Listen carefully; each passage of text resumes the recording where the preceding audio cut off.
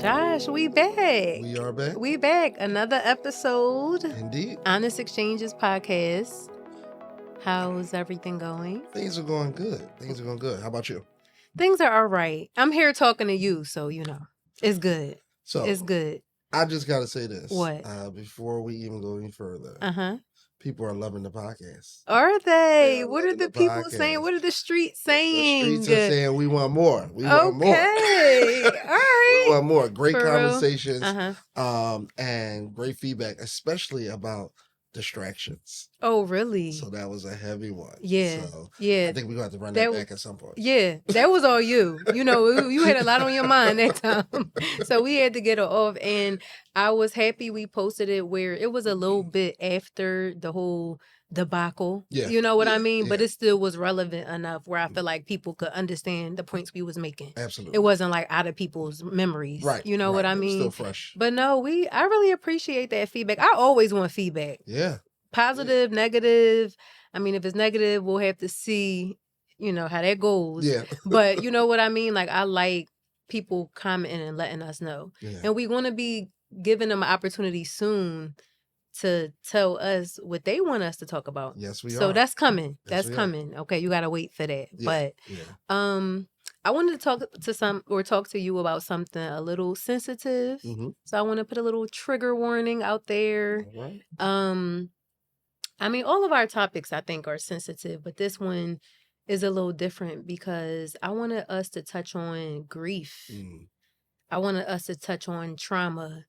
And what made me think about this is when I was like looking through some of our old episodes, literally the first episode, I asked you, I was like, well, what are you going to be talking about on Honest Exchanges? And you was like, I want to talk about grief. Yeah. I want to talk about trauma. And I want to talk about experiences that you have to go through that you don't always agree with. Mm-hmm. So I wanted to make sure we circle back to that one. Absolutely. Because I know that last year you lost your mom, and I still keep you and your family in my prayers because I know grief is an ongoing thing. Right. It doesn't matter how much time has passed. Yeah. And when you lose the matriarch in your family, I know that that's heavy. So I want to just first start out with that. But I felt like I really wanted us to also talk about this because I really admire and respect the way you have been handling that. And of course, this is from an outside perspective. You know what's been going on in terms of your feelings, emotions, and thoughts and everything. But I just really admire and respect how you took time after that to really like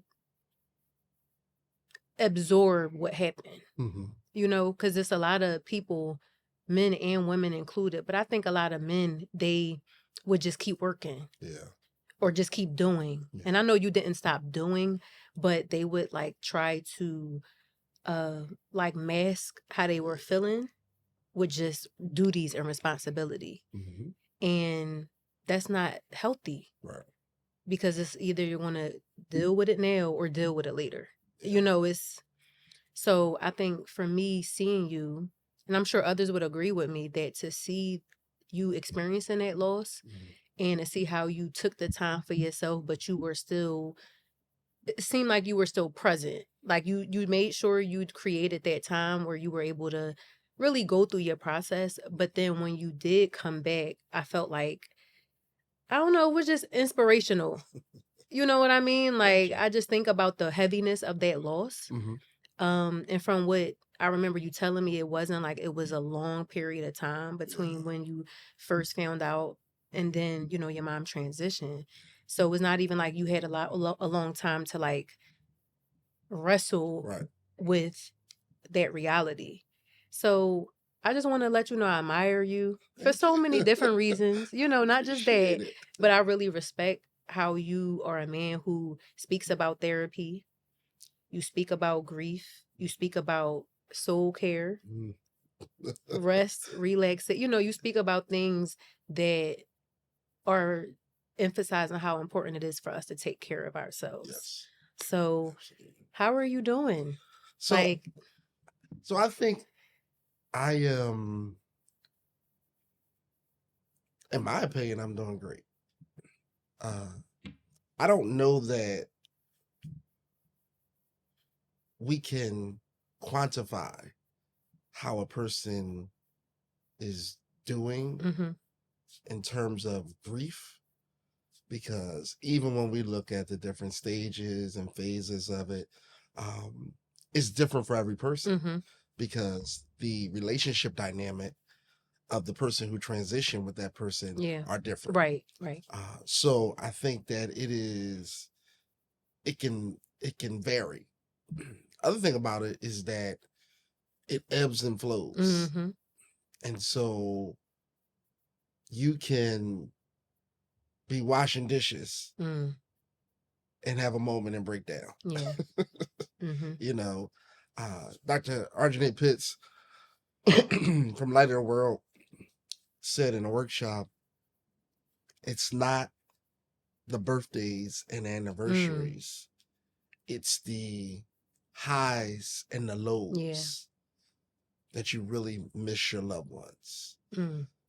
Your high places, your pivotal places when you accomplish things, Mhm. and your low places Right. when you normally go to them Mhm. for a shoulder to cry on, Mhm. to lay on their lap, Yeah. and to find comfort. Yeah. And so for me, there's some things that I had to understand through this journey. So Sunday, December the 8th,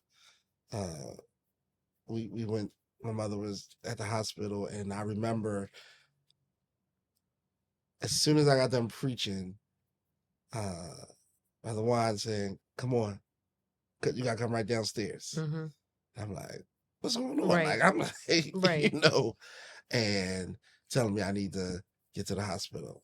My sisters were there with my mom, and I remember these words that my mom said to her doctor: "I choose quality of life over quantity of life." Mhm. Now, I'm looking at myself and I'm like, we looking at each other like, hold up. Right. Right. Do whatever y'all got to do so that she can live as long as Mhm. possible. Mhm. And then it had to set in and register to us, and we had to accept Yeah. what she had already accepted. Mm. And so from December 8th, 2025 to March 10th, to December the 8th, 24. 2024 Mhm. to March 10th, 2025, when my mom transitioned. That was a process. And it happened very fast. I remember praying one prayer: God, allow my mom to make it to see my anniversary. Mm. Not even, she doesn't have to be in the service, Yeah. but just allow her to be Mhm. alive. Mhm. And typically, the Monday after my anniversary, I always go away. Mhm. That day, I didn't go away. Yeah. I did what I had to do, and then that Monday, I came home, and I went and got me something to eat, and I came and I was sitting downstairs. My oldest sister was upstairs, and I remember her saying, "Josh, I think something's wrong." Mhm. And I remember going up there, and I already knew Mhm. Yeah. she was getting ready to transition, Mhm. but I had already made peace with Yeah. God, because one of the process that I feel is associated with grief is being able to accept what you cannot change, Mhm. Mhm. and being okay with what God won't change God's mind about, And so it literally was a journey of Yeah. acceptance. But I'd rather see my mother at peace than in Mhm. pain. Right. Right. I'd rather that was important to me, Mhm. and Mhm. ultimately to all my siblings. Mhm. I think that the part about grief that makes it a little bit easier is when you don't have to grieve alone. Yeah. Yeah. And that's really Wow. important. Having siblings who can shoulder the pain with you, Mhm. who you can Mhm. talk through Yeah. things with. Yeah. You cry, they have moments to cry. Mhm. Mhm. You got moments to cuss, they got moments to cuss. Right, right. Like, 'cause let's be real. Yeah. When you grieve anything, Mm-hmm. you can't dictate the emotions. No, not at all. Not at all. You can't dictate the emotions. And when we look at grief, the transition of someone or something, Mm-hmm. Yeah. right? Yeah. So all of us have had to grieve at some point in At life. some point, yeah, so true. Relationships, jobs, transitioning from one school to the next school, Yeah. friendships, Yeah. Yeah. you know, even the grief of, and I didn't think about this till we started talking about this, transitioning from one religion to another religion. Mm. Even if you feel like you've come to a greater light, Mm-hmm. there's still a transition and some grief that takes place because now you have to leave behind some things Mm-hmm. that were a part of that other religion that you still were fond of. Yeah. Yeah. You know, I Wow. mess with my brother all the time. Like, you know, I know you smell like bacon. I know. Right, right. And he probably grieving it. You know what I mean? He can't say that, but Right. you know, like but that's a form of grief. yeah. You know, Yeah, where for I'm sure. used to if I'm Christian, you know, and now I'm practicing Islam, Judaism, you know, I'm used to going to church with my family. Mm-hmm. I'm used to listening to church music. Mm-hmm. I'm used to praying a certain type of way. Yeah. Like, that's a transition Yeah. that I now have to Grieve. Mm-hmm. you know. Yeah. And so I think that grief has to be understood as something that can happen in any sphere Mm-hmm. of life. Yeah, for sure. Because of course, I think when we first hear the word grief, we just automatically do think of when somebody has transitioned. But it's really important that we're able to define when we're grieving, maybe even unmet expectations, Mm. whether it's ourselves or even other people. Yeah. And giving it that title so we know why we feel the way we feel. Yeah. And what are like the 5 stages of grief, like bargaining, acceptance, anger. I forgot the other 2, but like those are all emotions that go when you wanted something or expected something and it turned out totally different than what you thought or what you wanted. You know what I mean? So it's like, I think when we can say I'm grieving that I wanted to be a mother and that never happened for me. Wow. I'm grieving that I wanted to get a college education, but it just seemed like it was never in the cards. Yeah. I'm grieving this person that I fumbled, you know, friendship or even romantic relationship. I wasn't in a space to give them what they needed. And I'm grieving that. So I think when we can say that I'm grieving that, then we can look at it like, I have to heal in the same way that I commended you for taking the time for yourself. It got to be the same thing when you're grieving something that didn't go the way you wanted it to go. Yeah. Yeah. And I think a part of the healing is acknowledgement. Absolutely. So, Absolutely. you know, I say to people, I gotta be strong. I can't let them see me weak. Wait a minute. That's strange. if something that you love transitions, yeah, and you feel no emotion, right, that's strange. absolutely. And let me say, we gonna clarify. PSA. PSA. It is strange for you to say you don't hurt, you don't cry when you experience transition. Right. That's strange. Yeah. Yeah. And it should make you question some things about your heart. Absolutely.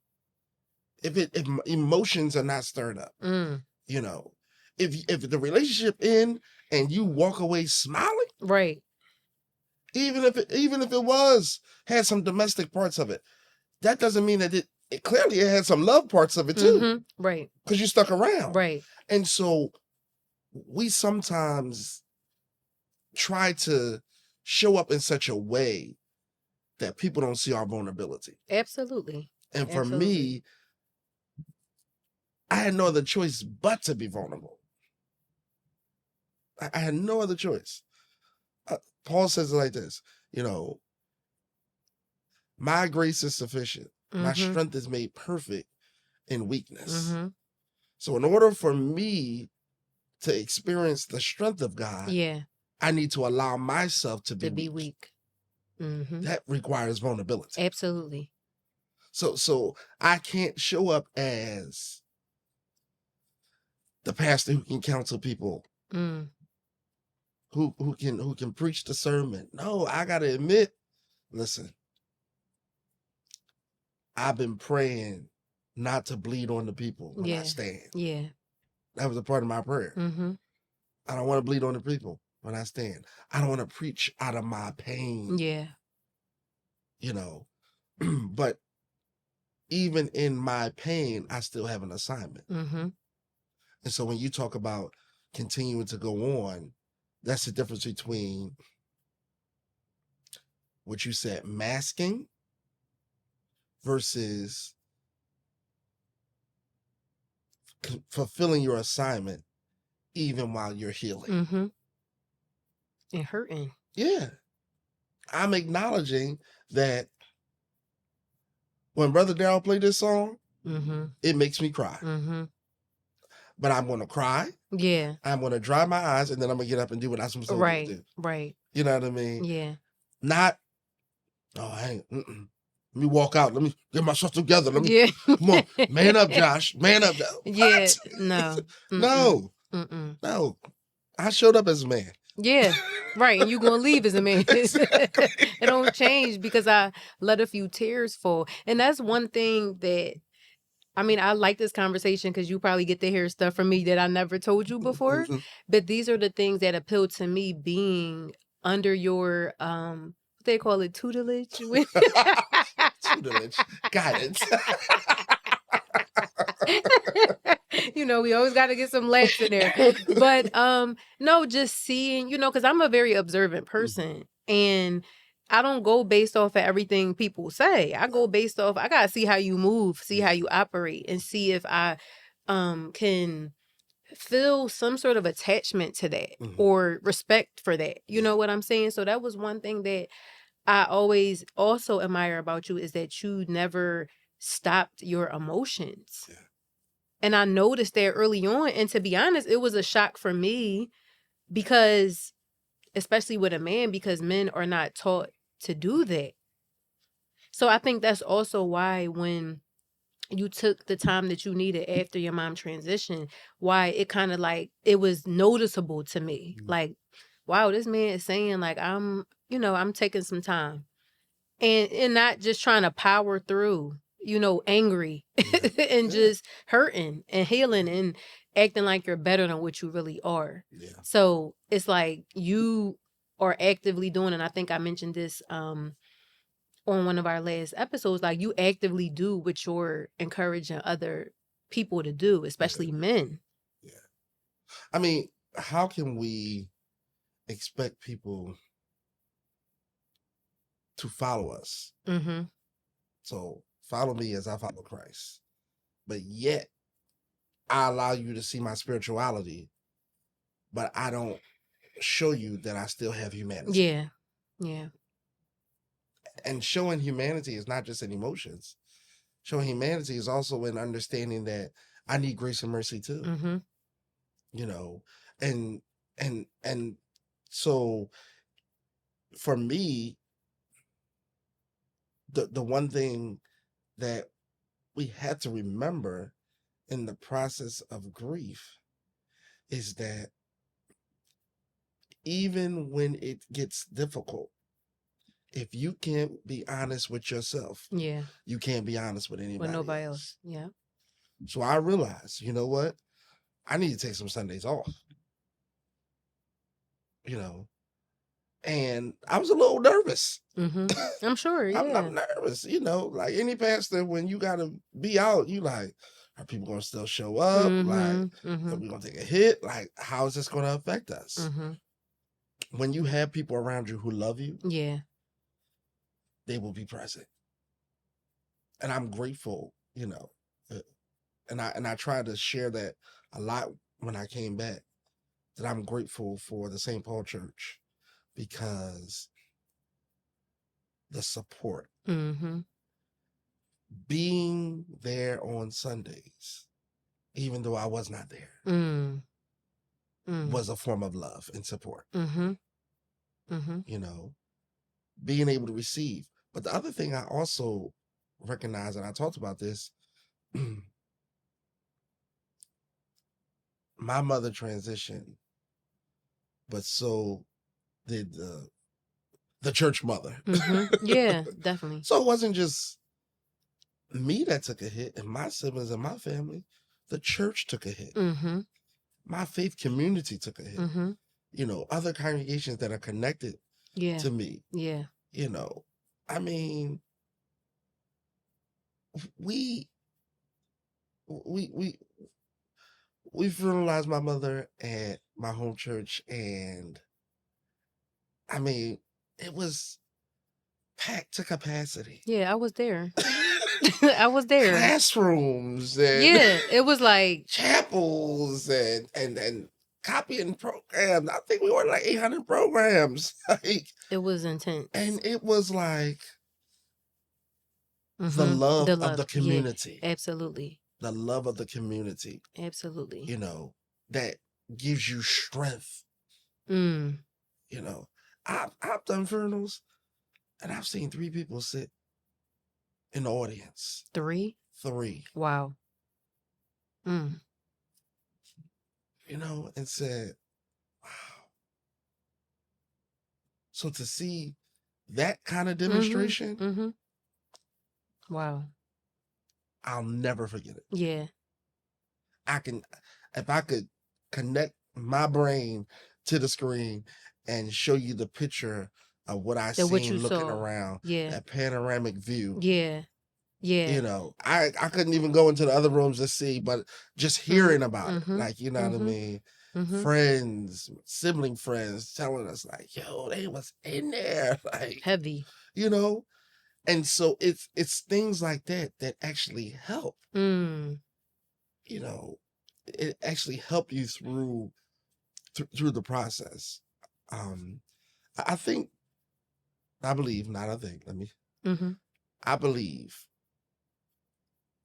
my pain was defining my purpose. And so now I had to go from hurting to understanding how my hurt could help somebody else. Yeah. And honestly, that 2025 looked like that. 4 more members outside of my mom transitioned from the church that I had to funeralize. And then first surgery ever in July that put me back down. And here comes and here's more grief added on to what I'm already grieving. Right. And I'm sitting in the hospital bed. Because after the first 2 days, they stopped giving me the good stuff to help me sleep. Still sound a little bitter about that. I am. Something about that good stuff that put you down. Right. You know what I mean? Absolutely. And I'm in the hospital bed in the middle of the night, tired of watching Law and Order SVU. And I'm just like, whatever it is that I'm supposed to be doing, I'm going to do it. I'm going to do it. I'm going to do it. And so I didn't get busy. I got to work on forward. Yeah. Yeah. You know, so workshops and conference this year, and I finished these. I have 3 books that I got to write and finish, and I'm believing that by the end of this year I'm gonna get them finished. Like ideas, you know, preparing leaders and all these things. Yeah. Literally, I didn't get busy. I got to work. Because one thing grief reminds you is that time waits for nobody. It pushes you to a space where you understand that just like that loaf of bread, you got an expiration date. And you can either sit or you can be used. Yeah. But if you sit, you're going to mold. Talk about it. That was good. You sit too long, you're going to mold into something that has to be thrown away. Yeah. Instead of being used properly. Right. Right. Wow. That was good. So yeah, it was like, all right, I can't die in this season because there's an assignment that I have to fulfill. God does not give you a break because you're grieving. I mean, think about it. Jesus knew, and this is the Lenten season, Jesus was on his way to facing the cross. Yeah. But never let up on a moment to heal somebody, to help somebody, to teach somebody. Yeah. Because even when you know your fate is pressing you, he's up on the cross dying and still says, today you're going to be with me in paradise. Huh? So if Jesus is in agony and in pain, but still offering salvation, then what does that say to us? Yeah. Wow. Whew. Says a lot. Yeah. Says a lot. Yeah. It's heavy. It's heavy, but it's a reminder. It's a reminder that you can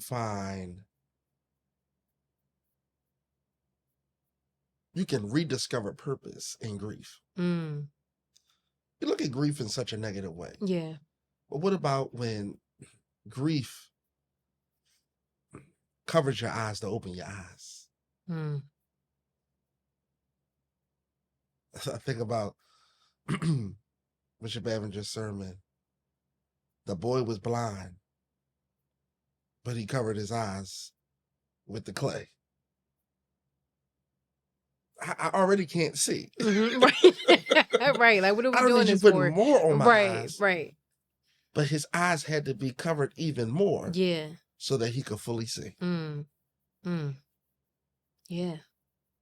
So the question that has to be raised when we think about the moments of grief in our lives is, what were our eyes closed to that now we can see as we journey through the process of grief? Yeah.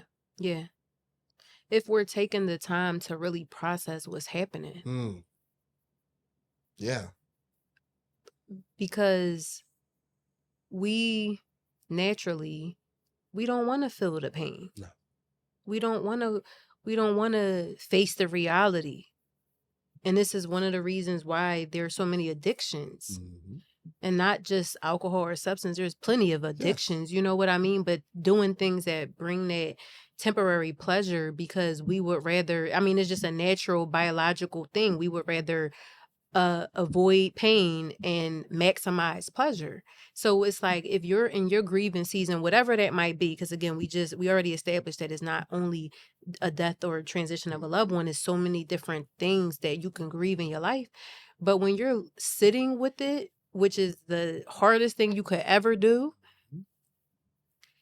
then I feel your eyes could really be open. Like, what is this teaching me? And letting yourself go through those feelings, not immediately going into, oh, well, what is this teaching me? No, you're going to need your time to be angry. You're going to need your time to cry. You're going to need your time to just be numb. Like, I'm not saying that you got to get right to action and right to work, but while you're going through that process, especially when you have faith, you know that there has to be something more happening that I can't see or understand. So, Lord, that becomes your prayer. Like, Lord, expose what I'm supposed to be seeing right now. In any way you need to, because there might be times you need to cuss. I'm sorry. I mean, Yeah. I'm not a support advocate of profanity, but I'm just saying, like, you got to get it out. Yeah. You got to get it out. And not Absolutely. just suppress. And now you going off on a person in a grocery store for accidentally hitting your cart because you haven't processed nothing of that what you was grieving or feeling. So it's just something that it's so hard though. It's hard to extract the things that need to be extracted for you to get it and learn and grow as a result and not become bitter or angry. Because grief is a part of life. Yes. And it sucks. Like, it ain't no other way it sucks. It's not a good feeling at all. But when you sit with it and, like you said, have people around, whether it's your siblings, close friends, even, members of your community or in a church who you can share these things with and be honest about it and who could hold you up, I think you'll be better for it. Yeah. Even though you would rather avoid it, but that's why I think conversations like these are necessary. Yeah. To encourage and be able to express how important it is that you deal with it now versus later. Yeah. And don't just keep putting it off, because you can't grow that way. No. And you can't walk in your assignment. And you can't be a blessing to somebody else by just sharing your story. Yeah.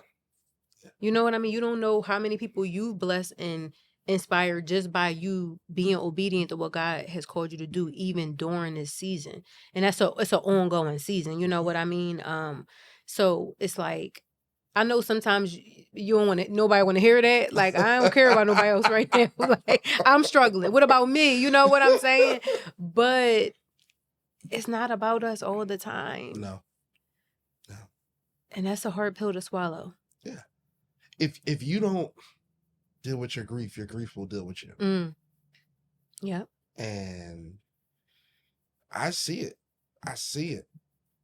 And family members who have not taken the time to properly grieve and when I say properly grieve, gotten the help. Yes. Because you can't grieve alone. Mm-mm. You can't. There are professionals to help you through the grief process. Yes. And I was adamant from the moment, that December 8th, 2024, that week, I called my therapist and said, listen, I see you. I didn't advance because I've used the tools to being able to go to therapy once a quarter. But this season, yeah, I need to talk to you a little more than that, because I don't know. I don't know. I don't know Monday from Wednesday. Yeah. You know what I mean? Yeah. All I know is I don't need to go through this just thinking, let me just pray about it. Let me just give it to the Lord. Yeah. Yeah, I gave it to the Lord. Right. And the Lord gave me a resource. Therapy. Right. Exactly. Right. He gave me, like you said, he gave me a resource, not me feeling like, my faith, of course, is the foundation of everything, but I need practical and tangible tools. Absolutely.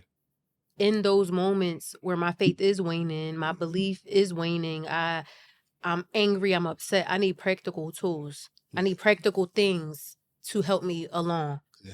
Faith, again, is the foundation. But like you said, God gives resources, he gives provision, and it doesn't make you weak for accessing them. Yeah.